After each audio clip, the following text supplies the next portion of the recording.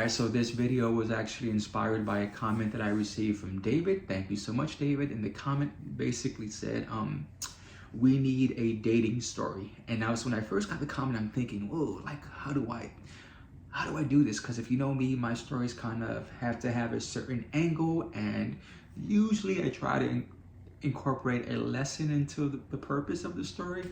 But to make matters even worse, like sadly I don't have much of a dating history. Like one night stands, tons and tons, but actually dating someone, I've dated a few, a few, but not a lot. So that bucket, there aren't many things to pull from out of that bucket, but I'm thinking like, man, how do I tell a dating story and what's the purpose of it, And so I just so happened to be having a conversation with a coworker, and we were talking about something not really related, but then something my coworker said, it was kind of like, oh, I got it, I got this. So this is my story, dating someone who doesn't speak your language, who doesn't speak English for me in my situation. So yeah, we'll get into it. So now, my best friend, she's a lesbian. She passed away, but she was a lesbian, and she had been wanting to go to this super popular lesbian bar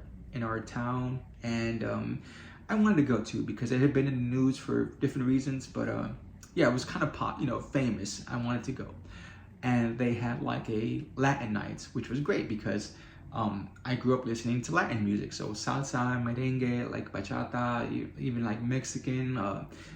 Still found its way to the Bronx. So I listened to all of that, and I was a fan of a lot of the music. Still am. So super excited. We go in, and what was cool was that even though it was a lesbian bar, because of the Latin night, it was a very mixed crowd. Lots of women and men. And so we're having this great time. My friend, she ends up meeting another lesbian who was a Mexican lesbian, right? So the three of us are now talking, and so her friend comes over, this guy, we will call him Javier, and Javier was hot. Like he was like, insert cartoon eyes, like wow. I saw him like, wow, it's smoking. Yeah, he was a fine ass dude. And the thing is that he didn't speak any English, and so now so his friend, she spoke mostly Spanish, but a little English.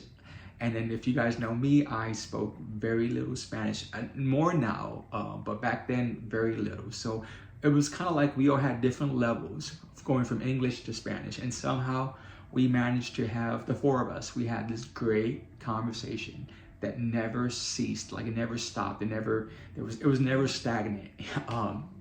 So yeah, great conversation. The two girls end up swapping numbers, and so they're talking all the time. And so my friend said, hey, Javier wants to know if he can like call you, like he was interested in you.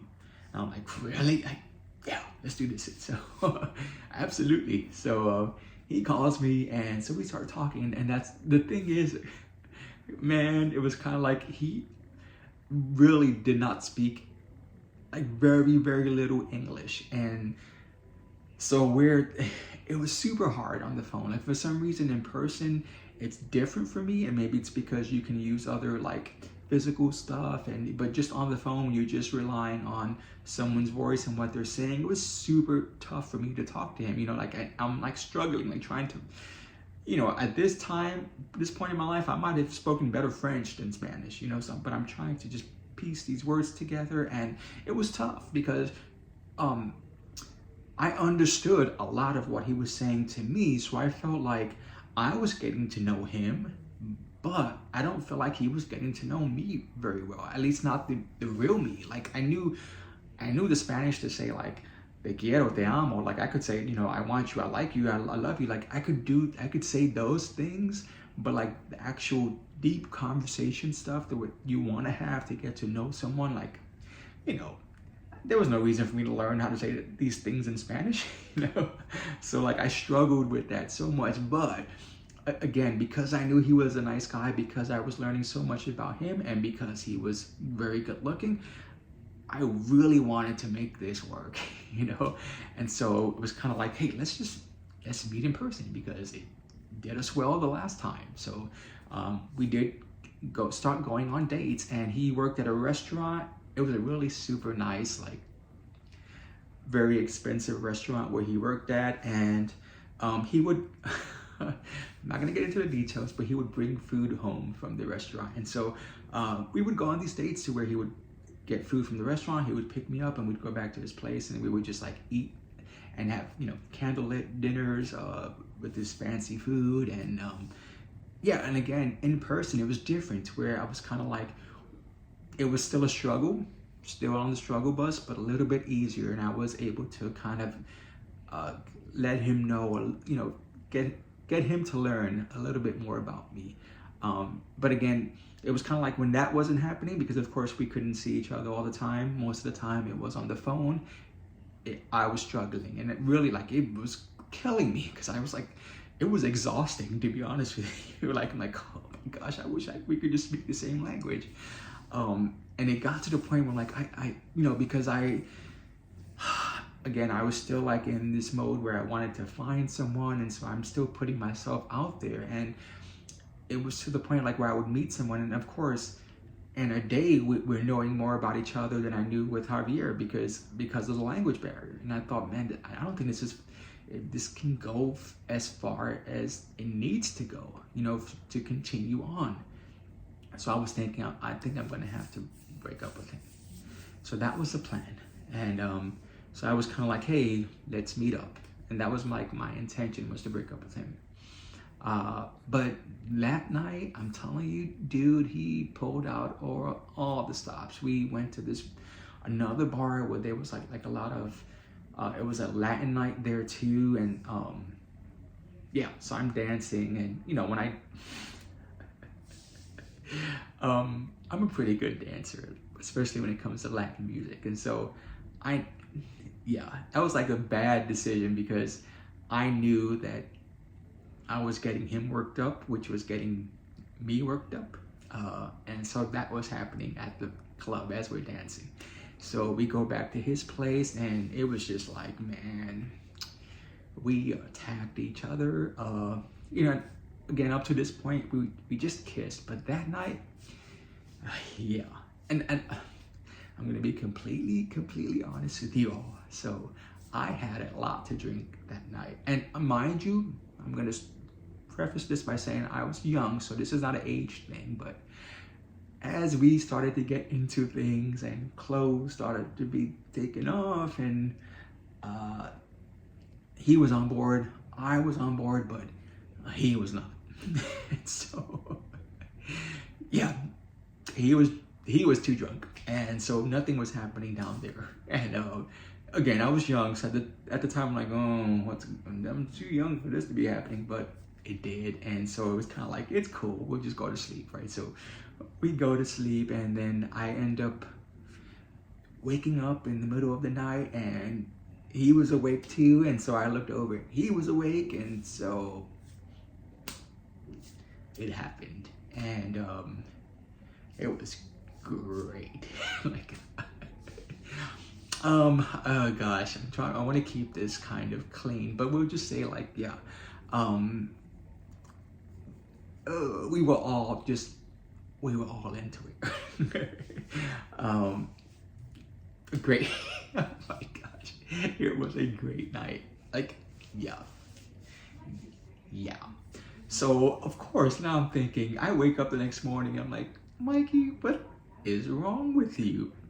Okay, so you don't know if you want to see this guy anymore, you don't know how far it can go, so why not just have sex? That would clear things up, right? That'll put you in a good headspace. Yeah. No. So now that happened, so now we're on this next level of stuff, and I'm like, oh man, like, because I knew that he was satisfied. We'll say that, right? And so that would only make things worse as far as like what he was feeling for me. I knew that, and I was like, man, Mikey, yeah, this has you've got to put an end to this, like now, before things go any further. So I guess I would say it was maybe like a month or 2 months that we dated. I would say so, but yeah, it was kind of like I have to end this, and so I did. In broken Spanish, but I ended it, and man, it was one of those things where you just wish things were different because there was so much going right, and maybe if I was a bit more mature, like I think about like me today, would I let language stop me? I don't know. I don't know. But back then it was kind of like, yeah, you know, when you're a teenager, you want things to happen fast, and you're like, yeah, we need to be in love by next month, like that's what you want. And so because that wasn't happening, I don't know. I can't say what would happen today. But if there is a lesson to have in the story, the lesson for me was that because I do like Latin men, what I did learn from that is that I need to learn Spanish. Like that was like my thing. Like, okay, so if I'm ever in this situation, because I do like Latin men, I have to make sure that the next time I am more prepared, and it's gonna be a better situation. So crazy enough, that was like something that fueled me into like learning more Spanish. And again, I do speak better Spanish now. Still not 100%, but I am sort of fluent. And yeah, believe it or not, that was one of the reasons that I wanted to learn, was that I didn't want to let good opportunities slip through my fingers again. So yeah, that's my story. So please, like would be great, subscribe would be better, but please comment and let me know if you had a similar situation. Were you able to go past the language barrier and you're still together, or even if it ended, but what did you learn? Just anything having to do with being with someone who spoke a different language or didn't speak your language very well. I would love to hear that story. All right, bye.